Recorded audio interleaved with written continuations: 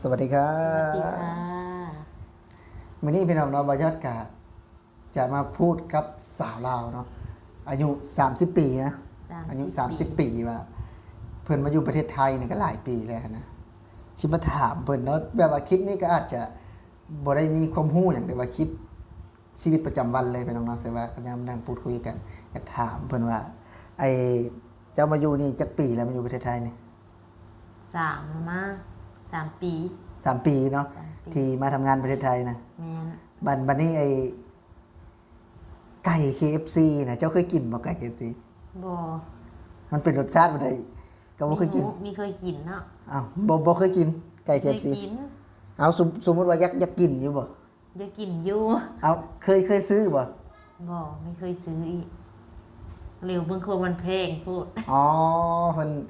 บ่เคยกินไก่ KFC พี่น้องอันนี้บ่แม่นคอนเทนต์นะแต่ว่ามาอยู่ดนแล้วแต่ว่า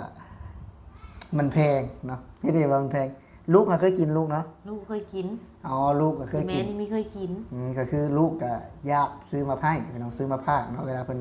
มาเยี่ยมเนาะอยู่ในห้องหรือว่าเพิ่นมาลิ้นเนาะเพิ่นก็ซื้อไก่ KFC ให้กิน อันนี้อยากซิมบ้างบ่จะซิมอยู่อยากซิมบ้างอยู่ อ่า เออให้กินมันสิแซ่บบ่เอาคือคิดว่ามันสิแซ่บบ่เบิ่งคือละแซ่บอยู่เออ เบิ่งสีสันได้ ถ้าหากว่ามีโอกาสนี่อยากไปกินบ่ อย่าไปกิน มันก็บ่ได้แพงขนาดเงินเดือนออกนี่สิไปกินบ่อยากลองบ้างบ่หรือว่ายังเสียดายเงินอยู่ ยังเสียดายเงินอยู่ อ้าวก็ลองเบิ่งแล้วเนาะซิมลองเบิ่งแต่มันแซ่บติดใจนั่นนะราคาเนาะก็จะมีเริ่มต้นก็บ่แพงนะพี่น้องเนาะ199มั้ง199เนาะ299 399นี่แหละ เห็นตอนยังน้อยเห็นในโทรทัศน์นะเห็นในโทรทัศน์ เห็น เห็นในโทรทัศน์เป็นยากบ่ เออ เวลาเขาเจ้า กินอยู่ เวลาเขาเจ้ารีวิวมันน่ะกินเลยว่าน้ำลายไหลชุกอยู่ว่าซี่นะ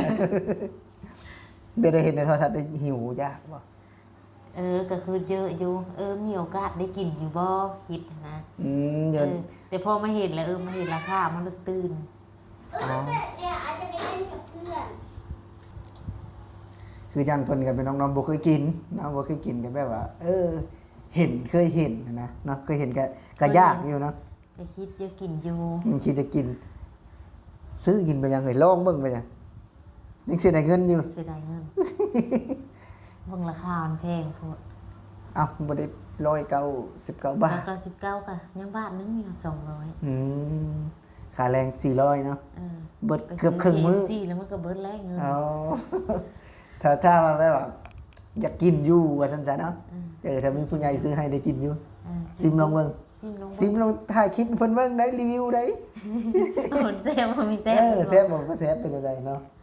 คืออยู่บ้านน่ะมันบ่มีมันเป็นอะไรอยู่บ้านน่ะ มันก็มีคือกันเดี๋ยวนี้บ้านเฮา อืม แต่ราคามันก็สูงคือ แล้วเข้ามาเทศกาล KFC จักแล้ว เอ้าคันมีสิมีของไทยนะไก่ KFC น่ะ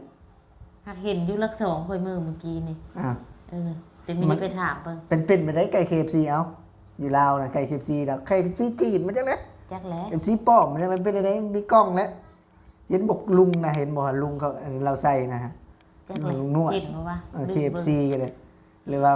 KFC ปลอมมันเป็นจังได๋อยู่บ้านเฮานะ ลุงผู้บ่งานมาหูดอกน้องอายค่ะ ไอ้นั่นนะไอ้ไก่ KFC น่ะเป็นไปได้อยู่แล้ว จักก็ลืมแล้วเห็นผ่านๆก็ซื้อไม่ได้ซื้อเจ็บ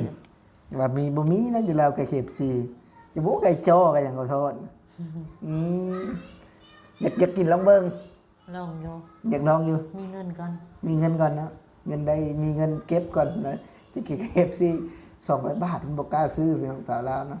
เพิ่นยังกังวลอยู่เพราะว่าอาจจะบ่เคยกินนํเนาะคันเคยกินนี่ค่อยหอยแครงโลจักบาท ลูก200กว่าบาทพุ่นล่ะ อ้าวยังซื้อได้ซะ ในนั้นมัน อ้าว ขึ้นเยอะ เคย เคยกิน เคยกินไก่ KFC อยากกินอยู่เนาะแต่เงินยังบ่พอที่จะซื้อสาวลาวอยากกินไก่ KFC ชอบอ่ะกินกับแข้งลูกพอดีแล้วซื้อมาก็กินกับลูกแล้วกินเนาะ ยังจะมีท่านรู้นะรู้ไว้ก่อนเนาะ ไก่ KFC นี่มีอีกแน่ฮู้บ่ KFC บ่แม่นในไก่ KFC ฮะเขาขายหลายอย่างเลยฮะ บ่มีเคยมีเคยฮู้มันมีเพิ่นแน่ นักเก็ตฮู้นักเก็ตฮะ บ่ อ้าวก็นักเก็ตมันเป็นเนื้อเด้ในไก่ KFC น่ะบ่ยอดก็บ่เคยกินดอกแต่เคยซื้อให้ลูกอยู่เนาะมันจะมีราคาถูกเนาะถ้าหากว่าพวกนักเก็ตเนี่ยก็เขาก็เริ่มต้นด้วย99 บาท อ๋อ ก็มีแต่ว่า มีจักซินมาเนี่ย มันก็บ่หลายแล้วมันก็ได้ชิ้นสองชิ้นเนยนะมั้งแต่เราซื้อเป็นกล่องใหญ่ๆนะก็จะ199 บาทเนาะเป็นกล่องใหญ่ๆที่แบบว่า มีน้ำจิ้มมันยังไม่พร้อมนะถ้าหากว่า อยากกินลองเบิ่งบ่อยากลองเบิ่งนะบ่เคย ลอ กิ ง น เบิ่ง อืม มีเงินก่อน มีเงินไปซื้อนะ มีเงิน ไปซื้อเห็ดคือในโทรทัศน์เห็นบ่